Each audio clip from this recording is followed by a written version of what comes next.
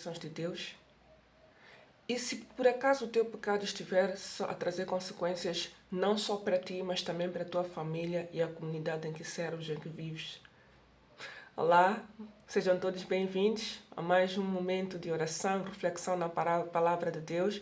Eu sou Beatriz Chongo e trago aqui toda terça-feira às 13 horas uma mensagem vida de Deus para a sua vida, uma mensagem para a transformação, para a paz, para a proteção, uma mensagem para que você possa ser abençoado e possa crescer a cada dia. Amados irmãos, sejam bem-vindos a esta oração. Não se esqueça, deixe o seu like, comente, partilhe e olha, fique até o final. A sua bênção pode estar exatamente no fim desta mensagem. Então não assista até o meio, só os primeiros minutos. Não é interessante. A palavra de Deus sempre é interessante.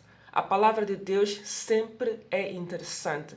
Seja alguém que esteja a buscar uma mensagem de conforto, de consolo, pode ser até que você receba essa mensagem e pense que não fez muita diferença, mas o Espírito Santo trabalha em seu coração, trabalha em sua vida e de certeza absoluta que toda a palavra de Deus diz que nunca é em vão que vem da boca de Deus. Então eu estou aqui como uma mensageira do Senhor para a sua vida. Partilhe para levar essa mensagem para mais gente, para mais pessoas e para também você possa trabalhar comigo nesta missão de partilhar o Evangelho a toda criatura, ou seja onde for. Deixe o seu like, comente, partilhe. Se quer uma oração, eu estou aqui para si. Se quer comentar a palavra, também estou aqui. Então não se canse de partilhar, de comentar e se inscreva no canal para que mais almas possam ter, para que você possa receber rapidamente a mensagem assim que sair e partilhar. Amém? Então, amados irmãos, antes de mais, vamos consagrar este vídeo nas mãos do Senhor, orando. Obrigada, Senhor Jesus, por mais um dia que estamos aqui refletindo na Tua palavra.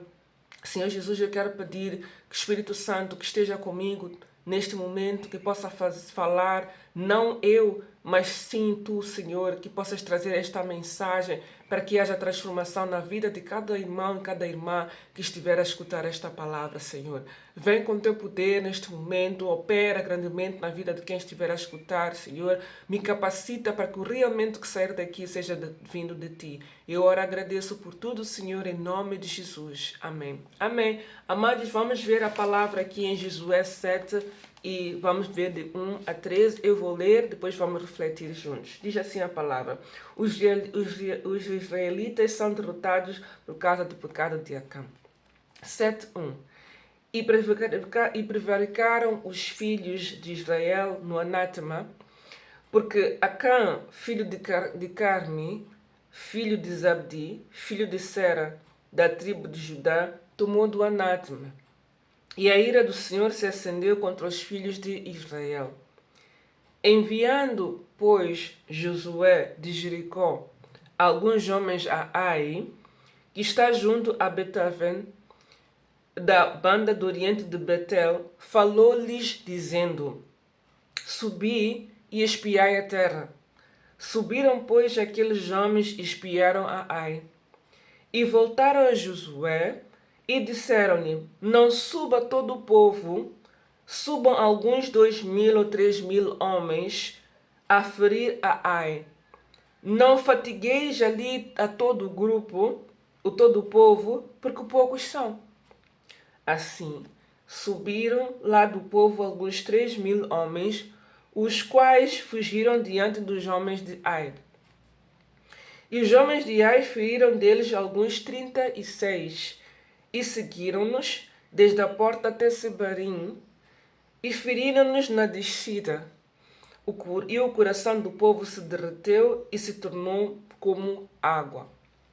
Então Josué rasgou os seus vestidos e se prostou em terra sobre o seu rosto, perante a arca do Senhor, até a tarde, ele e os anciãos de Israel, e deitaram pó sobre as suas cabeças. E disse Josué: Senhor Jeová, por que com efeito fizeste passar este povo o Jordão, para nos dares nas mãos dos amorreus para nos fazerem perecer? Oxalá nos contentáramos com ficarmos além do Jordão. Senhor, que direi? pois Israel virou as costas diante dos seus inimigos. O povo, ouvindo isto, os cananeus e todos os moradores da terra, nos cercarão e desarraigarão o nosso nome da terra. E então que farás no teu grande nome? Ao teu grande nome. Então disse o Senhor a Josué: levanta-te, porque estás prostrado assim sob o teu rosto. Israel pecou e até transgrediram o meu concerto que lhes tinha ordenado, e até tomaram do anátema, e também furtaram, e também mentiram, e até debaixo da sua bagagem o puseram. Pelo que os filhos de Israel não puderam subsistir perante os seus inimigos, viraram as costas diante dos seus inimigos, porquanto estão amaldiçoados. Não serei mais convosco se não desarraigares o anátema do meio de vós. Levanta-te, santifica o povo e dize: santificai-vos para amanhã, porque assim diz o Senhor, o Deus de Israel: anátema há no meio de ti, Israel. Anátema há no meio de ti, Israel. Diante dos teus inimigos não poderás suster-te, até que tires o anátema do meio de vós. Amém, amados? Esta palavra maravilhosa segue num contexto em que Moisés já tinha partido depois da saída do deserto e caminhando, da saída do Egito, passando pelo deserto e entrando já na terra de Canaã. Moisés e os outros homens que saíram inicialmente do Egito já tinham morrido. Então Josué tomou as rédeas para poder encaminhar o povo para a terra de Canaã, a terra prometida. Entretanto, houve necessidade de conquistar Ai também nesse processo de conquistas e vitórias depois de passar por Canaã. E eu noto aqui 2 erros que foram cometidos. O primeiro é que quando decidiram conquistar Ai, não consultaram a Deus. Simplesmente desenvolveram uma estratégia de dizer: Josué, vai espreitar Ai, vão lá espreitar Ai. E regressam dizendo a Josué: olha, aquilo é um povo pequeno, é pouca gente, então não vamos gastar os nossos soldados, os nossos homens, vão só 2.000 e 3.000 e o resto fica aqui a descansar para pouparmos para guerras maiores. Só que eles se esqueceram de consultar a Deus a estratégia para poder conquistar aquele lugar. Ai. Foram lá e foram derrotados. Esse é o primeiro erro que foi cometido. Talvez o segundo, vamos assim dizer. E o outro erro qual foi? O outro erro é que no povo, naqueles homens, naquele povo que estava prestes a conquistar aquele lugar, o que aconteceu? Havia um que tinha cometido o pecado de, quando for a conquistar a terra de Canaã, quando forem enfrentar os gigantes, né? Então, nesse processo todo, né, de conquista, nesse processo todo de conquista de lugares após a saída da escravidão, houve um que carregou alguma coisa que Deus tinha dito para que não carregassem. Podiam conquistar aquele lugar, mas não carreguem, neste caso, o anátema. Então, esses 2 erros foram cruciais para que houvesse derrota de um povo forte, um povo em maior número de soldados, neste caso, né? E que foram tentar conquistar uma terra pequena e perderam. Então, 2 coisas aqui eu quero deixar como mensagem de Deus neste tema. O Antigo Testamento muita gente ignora, mas o Antigo Testamento é um processo que o homem de Deus, depois da sua criação, foi vivendo. São as várias fases que o homem foi vivendo, levando aquilo que é depois a uma nova aliança, quando Jesus Cristo aparece, né, no cenário e morre para todos nós, para todos os nossos pecados. Só que a palavra de Deus diz que Deus é fiel à sua palavra. Quando Ele diz algo, aquilo vai se cumprir. Quando Deus diz que vai, há alguns casos sim, em que o homem ora pedindo a Deus, por favor, reverta esta situação. Desculpa, para reverter, agora estou confusa como dizer, para Deus reverter essa situação. E Deus realmente se arrepende, entre aspas, diz a palavra, e Deus se arrependeu, o Senhor se arrependeu e voltou atrás. Mas esses casos são, nos relatos da Bíblia, não são muito frequentes. Os mais frequentes foi quando Deus diz que haverá consequências dos seus atos, haverá consequências dos seus pecados. E sempre essa consequência aparece.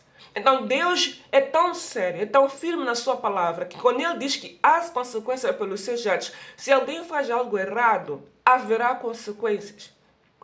Deus perdoa os nossos pecados. Quando nós chegamos ao Senhor e Senhor, perdoa os meus pecados. Eu pequei contra ti, peço perdão. Ele vai perdoar. A culpa já não mais fará parte da nossa vida, mas as consequências dos atos, elas vão persistir para a terceira e quarta geração. Então, quando eu digo que o Antigo Testamento é muito importante para nós entendermos a nossa história como servos de Deus, é muito importante que há uma conexão entre o Antigo e o Novo Testamento, entre a lei de Moisés, as leis de Moisés e a nova aliança que é feita através de Jesus Cristo. Então é tudo uma sequência. Por quê? Porque nós conseguimos perceber os erros que foram cometidos no Antigo Testamento, como neste caso o pecado do anátema, como o caso de Adão e Eva, como o caso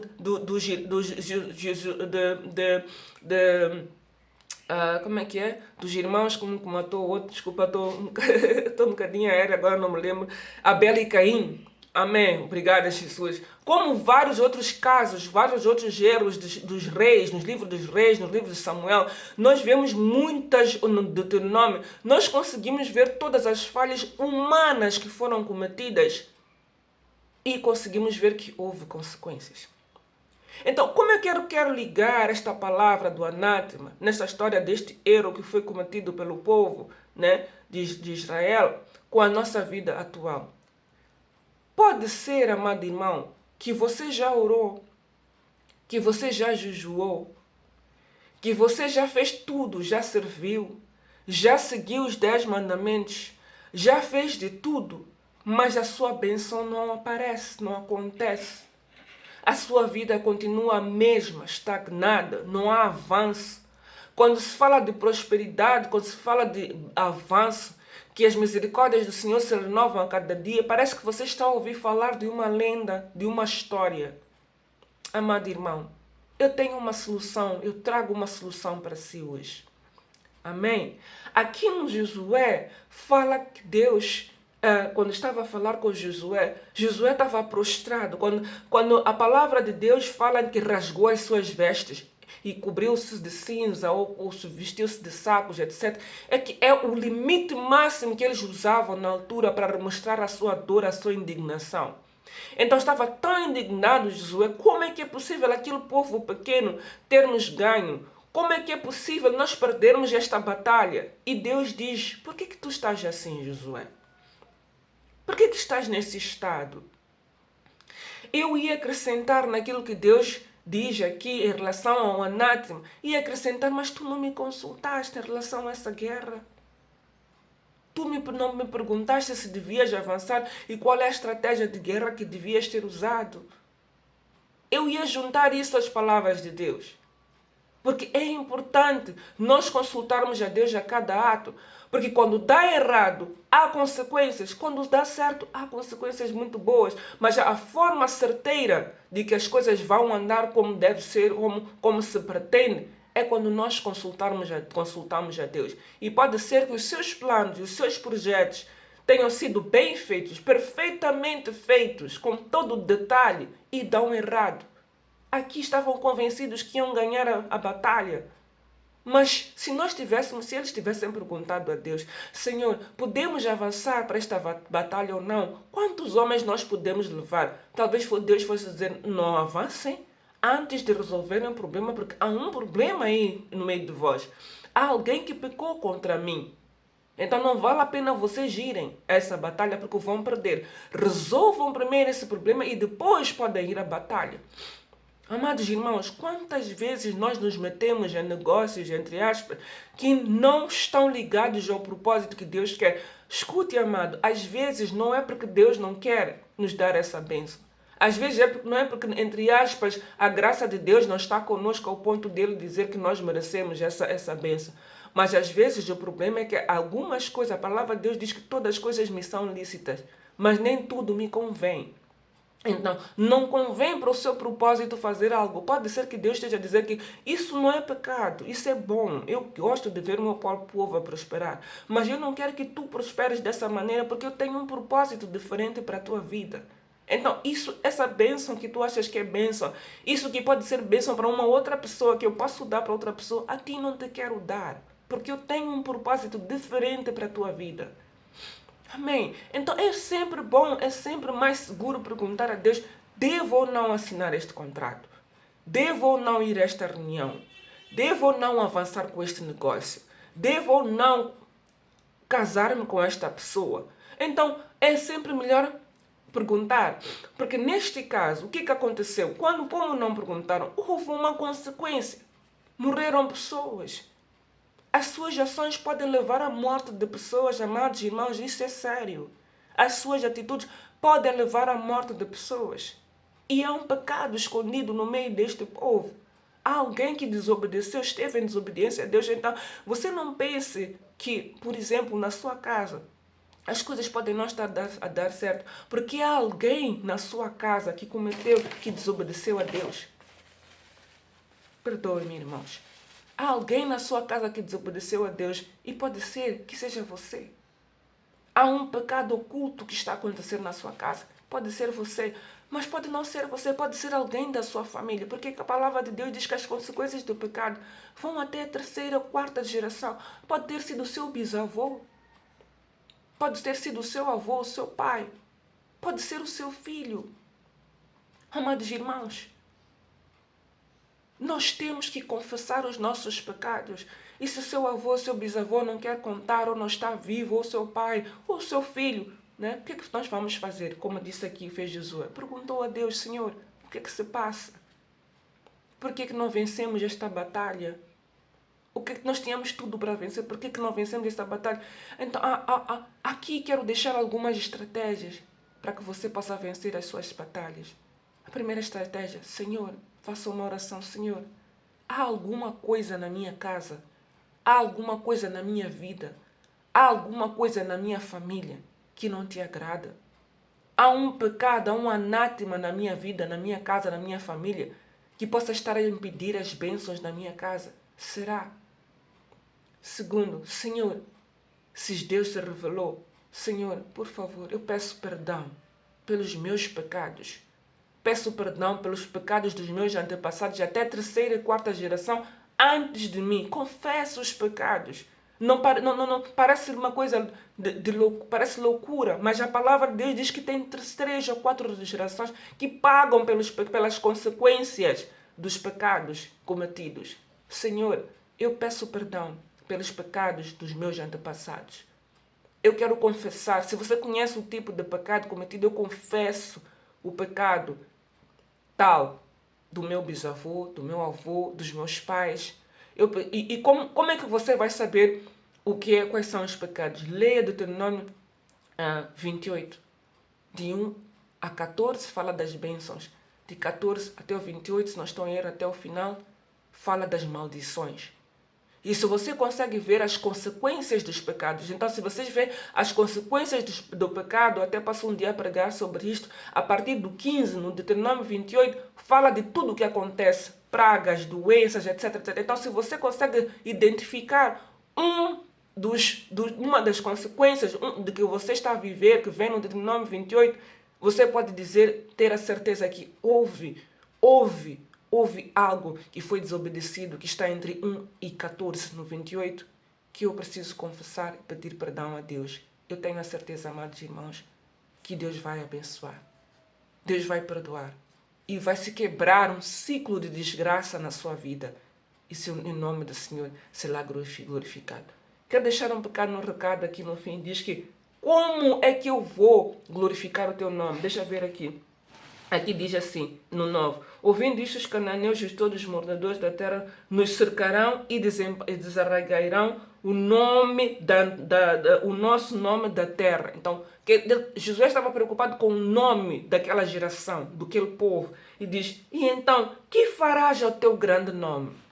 Aleluia! Que oração maravilhosa!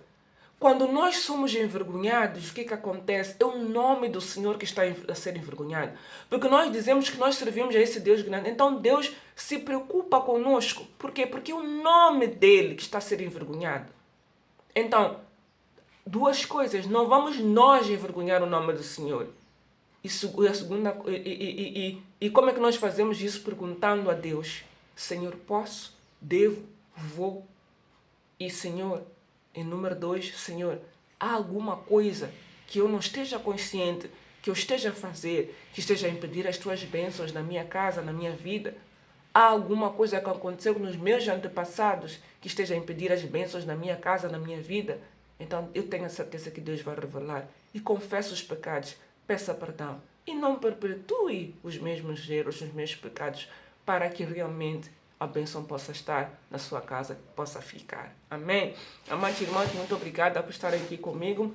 Beatriz Chungo aqui. Deixe o seu like, partilhe, comente, se inscreva no canal. Vamos orar. Senhor Jesus, obrigada por esta palavra.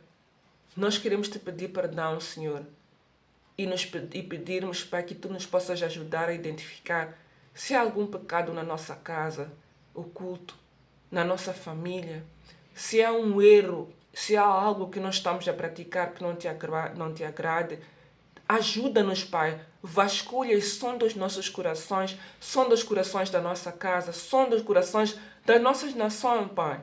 Porque nós sabemos, Pai, que um homem pode destruir uma nação inteira por causa de um pecado oculto. Tenha misericórdia de nós, Pai. Nos ajuda, Pai. Nos ajuda, Pai, a identificar nossos erros, Pai. Quero pedir também para a liderança dos nossos países, cada país aqui representado, perdoe os seus pecados, Pai. Perdoe os seus pecados, pecados da liderança, pecados dos líderes das nossas nações, das nossas instituições. Tenha misericórdia, Pai, em nome de Jesus, pois a palavra diz que o meu povo perece por falta de conhecimento. Nós acabamos de adquirir conhecimento neste momento de que um pecado oculto pode destruir uma nação, pode destruir um povo. Tenha misericórdia de nós, nos perdoa, Pai, e ajuda-nos, Pai, a andarmos em segundo a Tua vontade nos Teus caminhos. Nós oramos e agradecemos, Pai, em nome de Jesus. Amém. Amém. Deus te abençoe e até para a semana.